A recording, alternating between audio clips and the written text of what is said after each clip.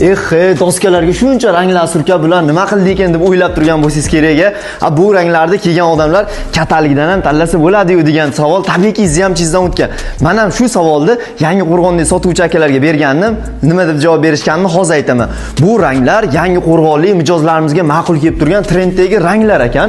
Shuning uchun Yangi Qo'rg'ondagi filialimizga qo'yib qo'yishgan ekan. Bular oyda, 3-4 oyda o'zgarib turishi mumkin ekan. Ya'ni ko'ringlar, bunaqa och ranglarda asosan spalnilarga ishlatishyapti ekan.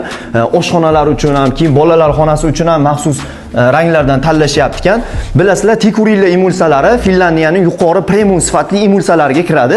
Bu filialimizda ham qolgan filiallarimiz kabi Tikurilla bo'limlarimiz bor. Ko'rishingiz mumkin, devorlarga surtib, sizlar uchun tayyor qilib qo'yganmiz.